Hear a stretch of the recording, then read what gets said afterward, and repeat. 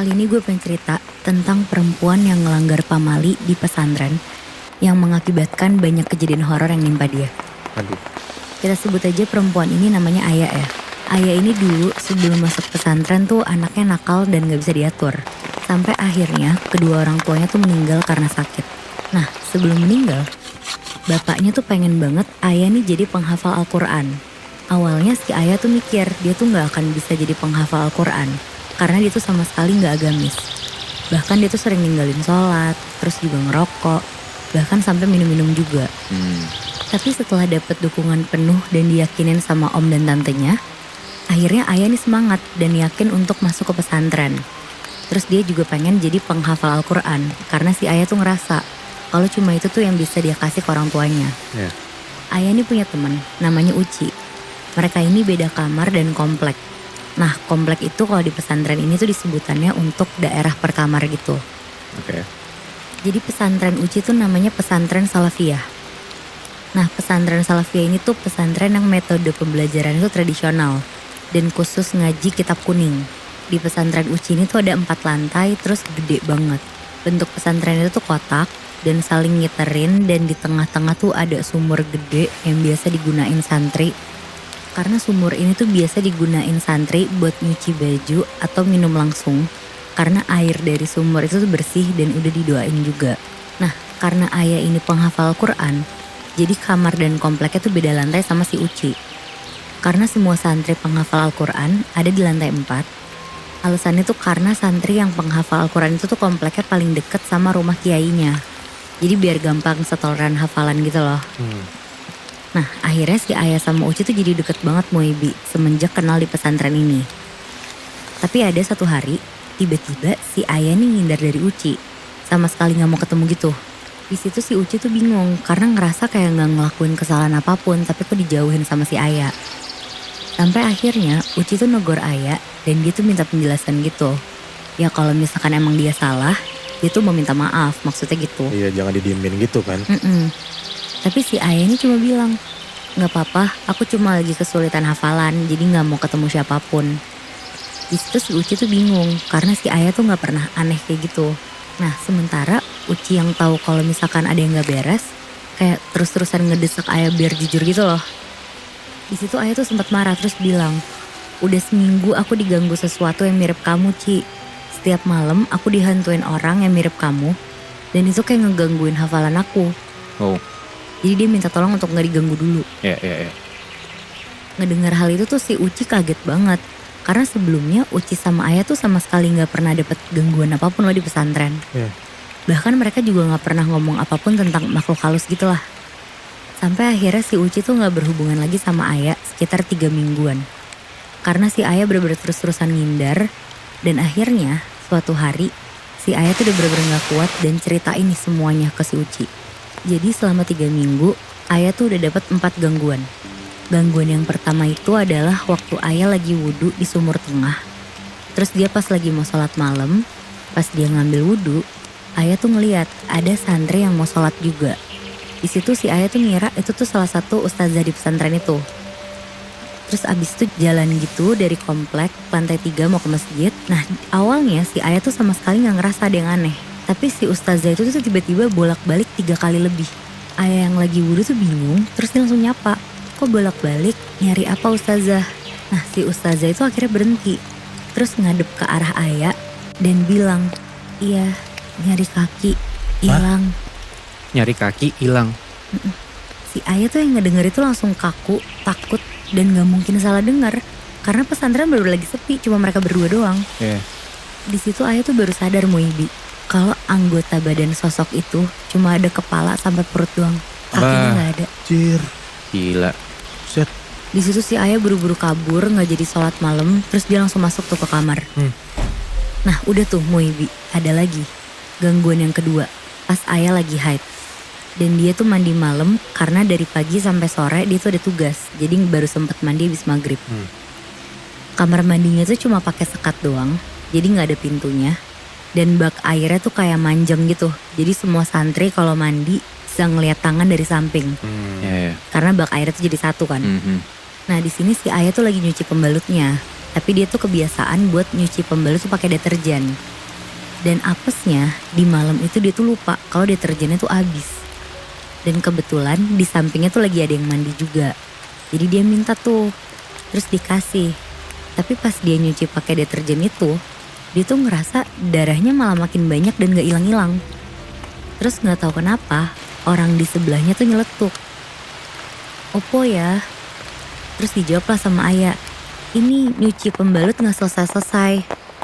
Terus dijawab lagi, daripada koe ngumbah gak ya sabun, mending kayak no aku ae. Yang artinya tuh daripada kamu cuci pakai sabun, mending kasih saya aja. Wah, kasih apanya maksudnya? Pembalut yang ada darahnya banyak itu Muy.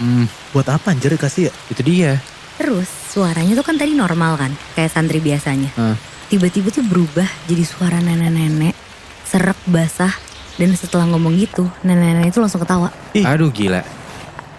Di situ si Ayah ketakutan banget, terus langsung matung lah di tempat. Tapi suara sosok nenek-nenek itu tuh tiba-tiba muncul lagi, terus ngomong, sudah Mbak Ayah, saya udah mau selesai nih mandinya. Sampai disebut namanya Bi anjir. Dan itu masih suara yang nenek-nenek? Iya, Wah anjir. tapi gak lama suaranya berubah langsung jadi normal. Dan ketika orang sampingnya udah beneran selesai, si Ayah ngelihat orang di sebelah tuh santri biasa, santri baru. Gila. Aneh banget ya. Asli. Di situ dia tuh bener-bener ngerasa aneh, terus dia ketakutan banget. Dia tuh bingung kenapa kok bisa segitunya gitu. Tapi gak sampai situ aja Moibi, ada lagi di hari lain. Pas semua santri lagi pergi ke makam ziarah keluarga pesantren. Itu tuh kayak kegiatan rutin di setiap malam Jumat sore sekitar jam 4. Ayah sama temennya, namanya Mbak Laila, gak ikut karena dapat tugas untuk jaga Gus Adam. Nah Gus Adam tuh yang paling kecil di keluarga pesantren, umurnya sekitar 6 tahunan. Waktu itu Gus tuh lagi mandi sama Mbak Laila. Jadi si Ayah pergi ke kamar sebentar buat ganti baju karena bajunya kotor habis masak. Pas udah ganti, Ayah dengar kamarnya tuh kayak diketok. Pas dibuka, dia ngeliat ada anak kecil lari. Terus tiba-tiba pas sampai di pojokan, anak kecil tuh berhenti. Nah si Ayah karena ngeliat anak kecil dia mikir kalau itu tuh si Gus Adam kan. Disamperin lah sama si Ayah. Terus si Gus Adam ini tuh berhenti, berdiri di tengah jalan, tapi cuma kayak kelihatan siluet aja karena lorongnya lagi gelap. Terus dipanggil lah, Gus, sampun mandi jenengan. Artinya Gus udah selesai mandinya. Terus dilanjutin lagi nih dia nanya, Mbak Laila di mana? Anak kecil di depan itu tuh nggak nyaut sama sekali Moibi, tapi balik badan, terus langsung lari lah ke Ayah. Dan pas mau sampai, kepala si anak kecil ini tuh jatuh ke bawah. Wah.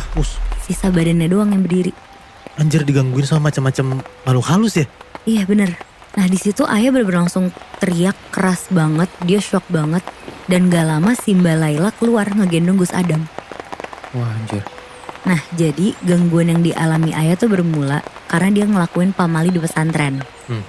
Pamalinya adalah santri yang hafalan Al-Quran tuh gak boleh hafalan di lantai 1 malam-malam. Karena kalau misalkan nekat hafalan Al-Quran di sana, santri yang hafalan itu tuh bakal digangguin sampai gak betah dan akhirnya keluar dari pesantren itu. Oh shit. Tapi si Ayah tahu nggak kalau misalnya emang yang harus ngafalin Al-Quran itu nggak boleh baca di lantai 1? Ayah gak tahu Moy. Oh apes juga berarti dong? Iya bener. Nah sampai suatu hari si Ayah ini tuh terpaksa harus hafalan di lantai 1. Karena si Ayah tuh gak bisa hafalan di kompleknya sendiri. Karena dapat pesan dari Kiai kalau anak Kiai yang kecil tuh lagi sakit. Jadi si Kiai ini tuh pesan gak boleh bikin gaduh karena anaknya lagi sakit itu. Takutnya nanti kebangun terus nangis. Jadi dia hafalan di lantai 1 yang mana itu sepi lah ya. Bener. Jadi gak ganggu orang gitu. Oke, terus? Karena si Ayah takut dimarahin, bener kata lo Bi, dia akhirnya ke lantai 1. Karena si Ayah ini tipe yang kalau hafalan tuh harus keras suaranya. Tapi dia sekarang posisinya udah tahu nih kalau di lantai 1 tuh gak boleh. Belum, dia belum tahu Oh, juga. dia gak tahu. Dia masih belum tahu. Oke, terus. Nah jadilah dia hafalan di lantai 2 dulu nih awalnya. Tapi pas dia sampai di lantai 2, waktu itu tuh lantai komplek pada direnovasi. Jadi lantainya tuh kayak diganti ulang dan dicat ulang gitu. Jadi gak nyaman nih si Ayah kalau misalkan mau hafalan di situ. Akhirnya dia hafalan lah ke lantai 1 nih. Nah akhirnya si Ayah tuh bangun sekitar jam 1 pagi. Pakai mukena, dia bawa Al-Qur'annya, terus dia turun ke lantai 1. Dia duduk di tangga untuk hafalan. Keadaannya di situ semuanya sepi, nggak ada yang bangun karena ada peraturan tuh di pesantren tuh. Jam 10 malam harus steril dan gak boleh ada yang keluar dari kamar.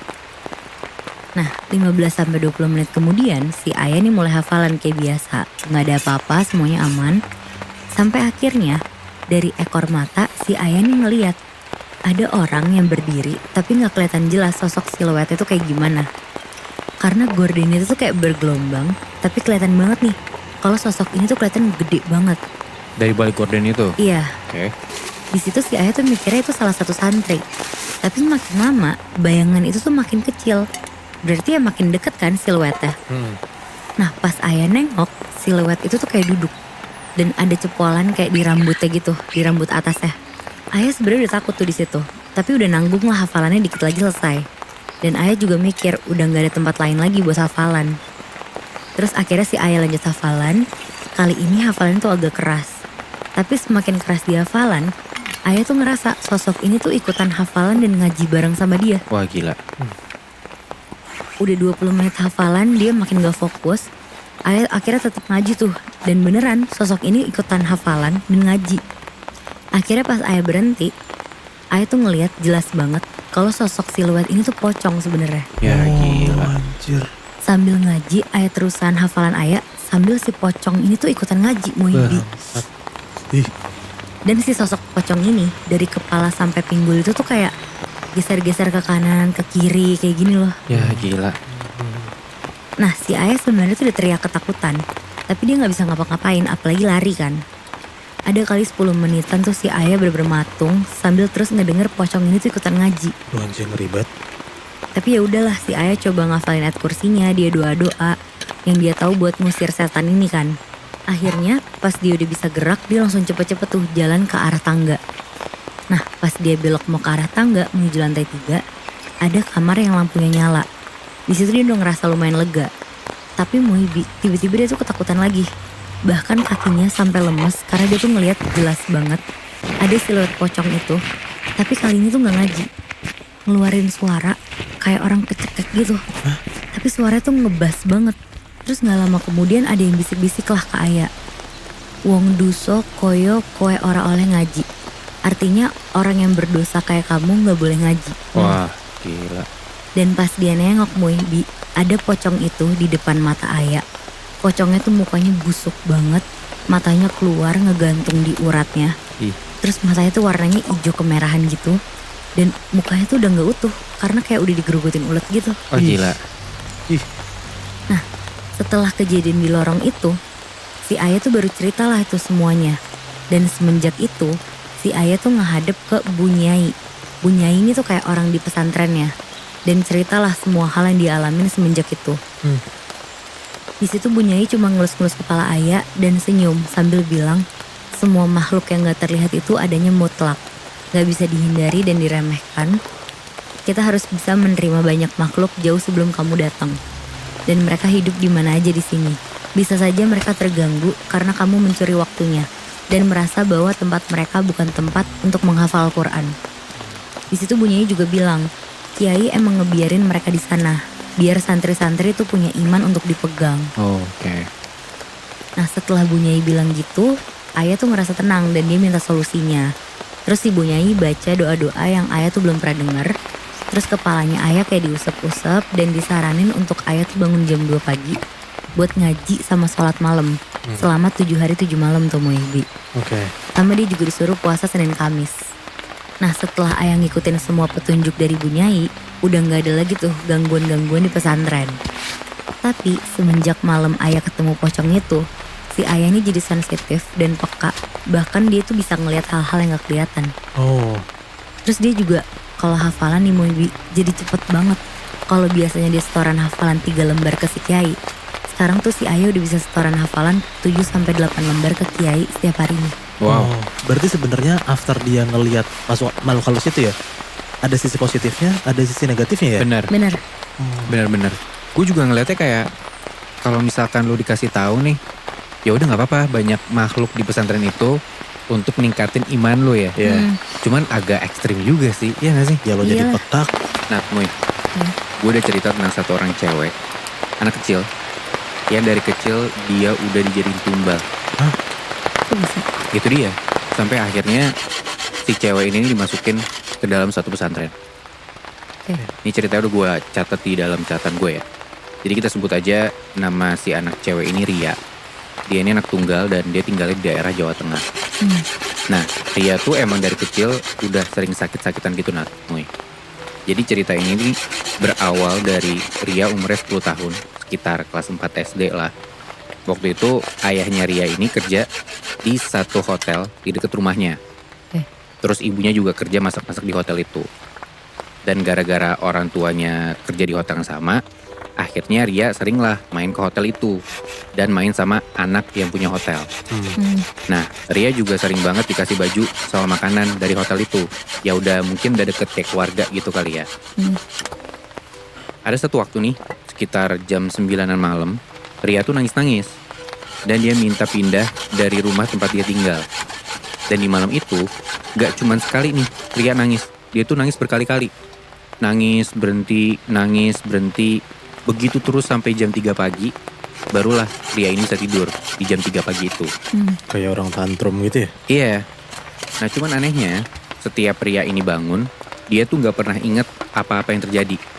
Jadi kayak dia tuh setelah bangun, dia gak tahu tadi malam kenapa. Padahal orang-orang tahu kalau dia tuh kalau malam-malam tantrum.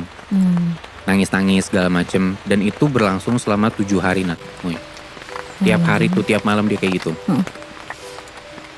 Nah, cuman ya setelah pagi, setelah dia tuh udah lupa dengan apa yang terjadi tadi malam, dia kayak biasa aja normal, main-main sebagaimana anak kecil biasanya gitu.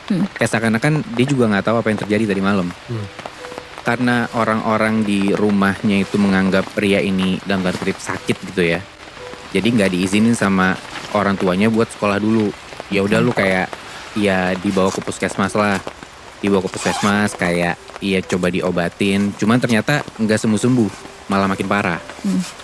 Nah Ria ini tuh sampai setelahnya dibawa ke orang-orang pinter gitu. Dan itu sampai 10 kali Nat. Dan nggak sembuh-sembuh juga. Akhirnya Ria dibawalah ke kota tempat kakeknya tinggal. Nah di situ tuh orang pinternya bilang kalau ternyata Ria ini tuh mau dijadiin tumbal. Dan yang dalam tanda kutip nempatin badannya si Ria ini itu adalah Buto Ijo. Shit. Yang badannya gede, ya serem lah pokoknya. Dan yang ngirimin si Buto Ijo ini adalah si pemilik hotel ternyata. Oh, Gitu. berarti tuh si Ria itu mau ditumbalin sama si pemilik hotelnya? Benar, Kasian banget. kasihan kan? Nah, orang pinter ini tuh nyuruh buat semua baju yang dikasih sama pemilik hotel ke Ria itu harus dibuang ke laut. Dan bokapnya Ria ini di rumah harus tidur di luar rumahnya sebagai ritual lah. Udah tuh, setelah dikasih solusi kayak gitu, ternyata untungnya berhasil. Dan orang tuanya Ria udah gak kerja lagi di hotel itu. Udah tuh, Ria untungnya gak pernah kumat lagi. Nah tapi, justru kalau Ria pergi ke tempat-tempat yang angker, dia tuh gampang banget kerasukan Nat. Oh, jadi sensitif gitu ya? Sama kayak tadi cerita lu Nat. Jadi setelah dia dapat serangan-serangan atau teror-teror itu, dia malah jadi sensitif, gampang kerasukan. Mungkin bisa ngelihat juga makhluk-makhluk halus gitu. Nah singkat cerita nih, setelah lulus SD, Ria itu dimasukin ke pesantren sama orang tuanya. Dan ternyata pesantrennya ini angker. Jadi Ria tuh sering ngelihat makhluk gaib di lorong pesantrennya dia.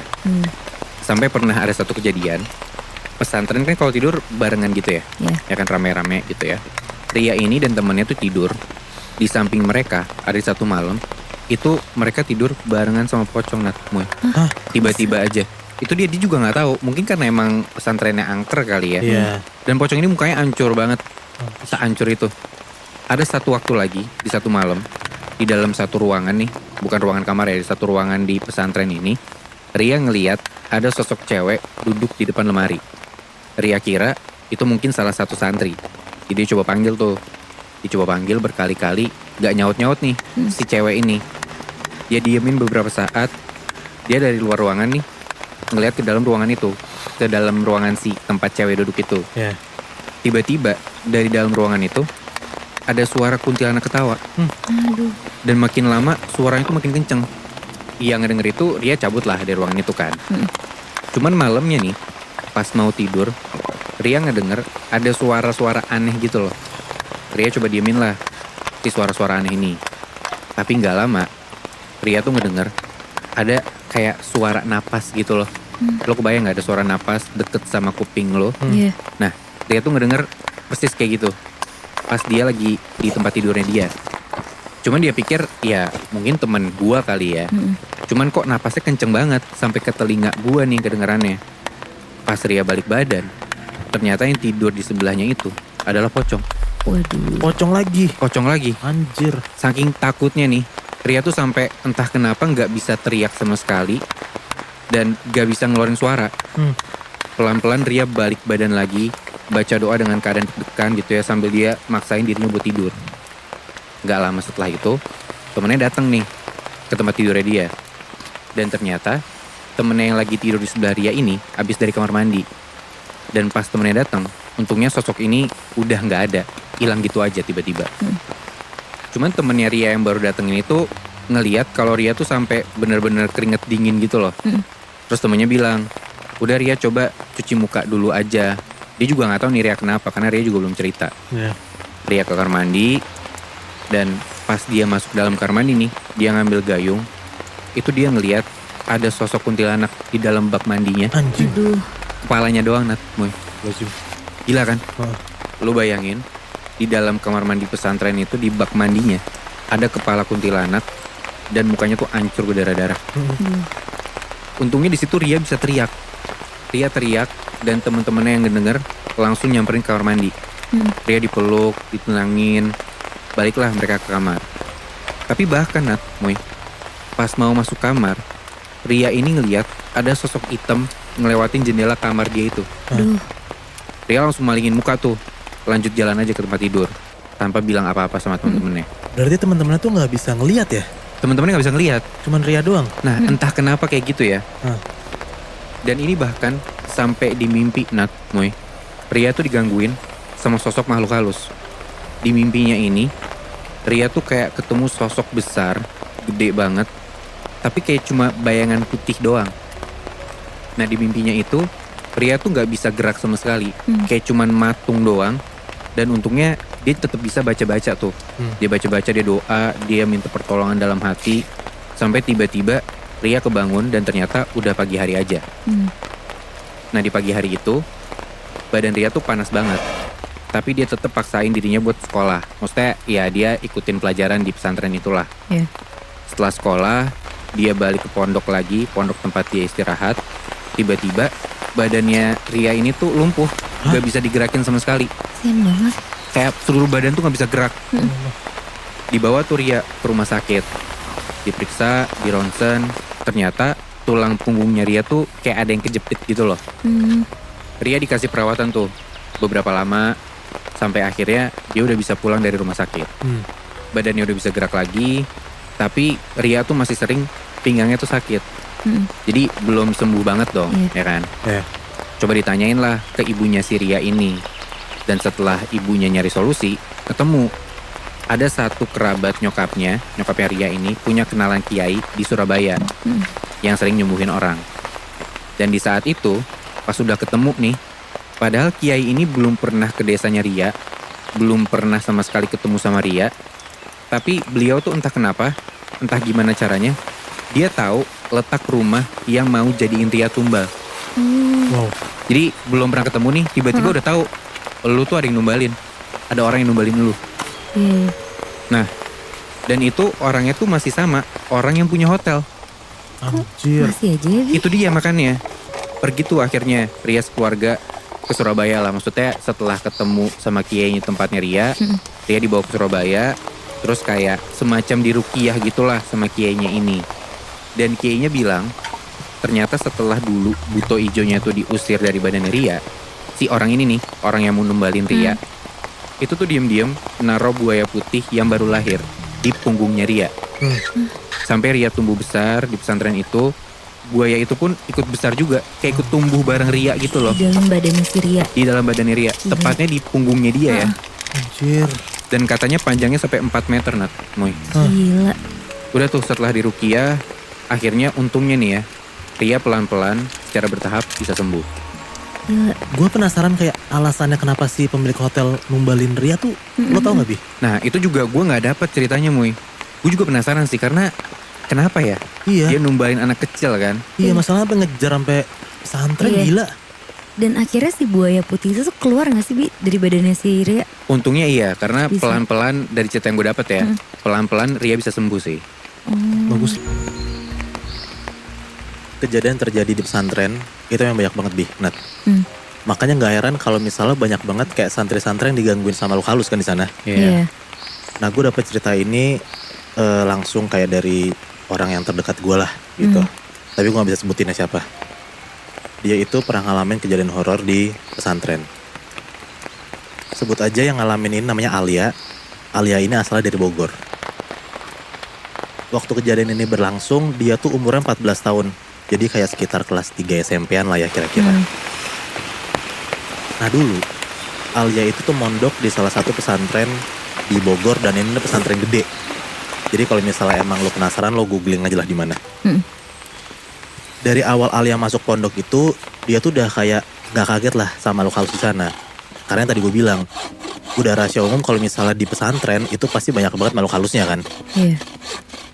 Dan di belakang pondoknya Alia ini, di pesantrennya Alia ini, ada 2 desa. Ada yang di sebelah ujung kanan kita sebut aja namanya desa A, ada yang di ujung kiri sebut aja desa B gitu. Iya. Tapi masih satu pesantren. Di belakang pesantren ya. Oh, oke. Gitu. Sorry. Tapi yang bikin Alia heran, 2 desa di belakang pesantrennya itu kayak punya 2 kepribadian gitu Nat. Gimana? Desa A, itu tuh hampir setiap hari selalu ada acara nikahan. Dan suka ada kayak lagu-lagu Sunda, kayak lagu-lagu Sabilulung gitu. Bahkan pas lagi azan atau lagi sholat pun di desa itu tuh kayak masih lanjut aja tuh. Pestanya, lagunya gitu. Tiap hari. Tiap hari aneh banget kan. Iya. Nah beda lagi kalau desa B. Kalau desa A kan itu aktifnya di siang. Nah desa B ini aktifnya itu di jam 12 malam ke atas. Aneh gak? Aktifnya tuh ngapain kalau yang desa B? Ya mirip-mirip kayak gitu. Tapi Nikahan malam-malam. Aneh kan? Nikahan, hajatan, acara-acara gitu. Tapi di malam. Wow. Oke. Oke. Nah jadi di pondoknya itu, di pondoknya si Alia ini suka ada kayak piket malam. Dalam tanda kutip ya ronda malam lah sebutnya. Yang isi piket malam itu jadi kayak santri-santri gitu ganti-gantian. Si Alia ini pernah dapat kebagian di piket malam itu, di ronda malam itu. Pas dia piket, ini nih jam 12 sampai jam 1 malam, dia itu denger dari warga-warga desa B, itu tuh lagi bacain Pancasila sama UUD, tapi malam-malam. Itu aneh banget kan? Iya. Kayak pun sebenarnya ada upacara yang nggak aneh, tapi kenapa lo ngelakuin itu malam-malam gitu loh. Iya. Nah Alia sempat mikir, apa gue halu kali ya?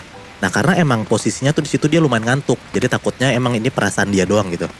Tapi ternyata teman-teman Alia pun yang lain pun juga suka denger kalau misalnya ada suara kayak gitu. Jadi kayak hal-hal yang dilakuin sama desa B, itu tuh santri-santri udah suka denger. Nah hampir setiap hari ada tuh yang lapor kayak santri-santri gitu, lapor ke kayak gurunya.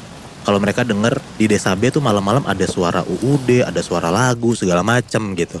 Tapi yang mau gue ceritain itu bukan cuma itu aja Nat. Ada satu hari, waktu pas Alia itu dapat bagian piket pagi, piketnya tuh jadi kayak di hari itu ya, dia tuh harus ngurusin makanan ke santri, bersihin kamar mandi, operasi semut, bersihin pondok, ngurusin santri yang sakit, pokoknya banyak lah. Nah tapi mereka ini untungnya dikasih izin 1 hari, nggak sekolah, nggak kegiatan karena lo harus full ngikutin si ronda itu gitu kan, piket itu gitu. Piket pagi ini biasanya dari subuh sampai isya. Nah baru tuh dari isya sampai tengah malam, sampai subuh lagi tuh sebutnya piket malam. Setiap abis maghrib itu tuh jadwalnya makan malam santri. Dan Alia itu bertugas buat nyentongin nasi ke para santri. Jadi kebayangan loh, Iya. kayak nyentongin gitu di aula tempat makan gitu. Nah pas Alia lagi prepare, dia tuh kayak baru inget kalau seragam buat sekolahnya besok ada di jemuran. Nah posisinya Alia di situ tuh lagi haid di hari kedua. Ya tanpa mikir panjang, ya udahlah Alia tuh ke tempat jemuran buat ngambil baju seragamnya buat besok. Karena dia mikir kalau misalnya dia baru ngambil bajunya pas pagi, ya udah nggak keburu gitu, udah mulai sekolah kan. Harus ngurusin rondanya dulu segala macem gitu. Akhirnya udahlah, dia tuh nggak mikir kalau dia lagi haid dan dia lebih baik ngambil ya sekarang dibanding ditunda-tunda gitu dia mikirnya. Ya udahlah singkat cerita, Alia langsung tuh OTW ke jemuran di pesantrennya itu. Di situ tempat jemurannya tuh bener-bener super duper gelap banget, lembab dan jarang ada orang lewat sana. Apalagi kayak lu ngapain ke jemuran malam-malam juga gitu kan. Dan di situ tuh ada kayak jalan setapak ke arah jemuran yang mana itu tuh cuma ada 1 lampu yang ngegantung di pohon beringin dekat jemuran. Jadi satu-satunya penerangan kalau misalnya lo ke jemuran itu cuma itu doang tuh. Jadi lo bayangkan kayak segelap apa gitu. Mm. Nah awalnya Alia tuh kayak ngerasa ya udahlah nggak ada apa-apa karena niat gue di sini cuma ngambil jemuran, nggak ngapa-ngapain lagi. Pas mau masuk ke tempat jemuran itu, Alia tuh kayak ngeliat banyak banget dedaunan dan bahkan ada kayak bayangan orang-orang terbang gitu Bi. Nah refleks lah dia langsung nengok ke arah yang dia lihat itu, si bayangan-bayangan itu. Pas dia nengok sana, ternyata cuma ada baju-baju yang kegantung. Dan emang posisi gantungnya tuh kayak gantung gitu loh. Jadi kesannya kayak bayangan. Iya. Yang kegantung tuh ada aster, gamis, jubah gitu. Posisi jemuran itu tuh ada di dalam.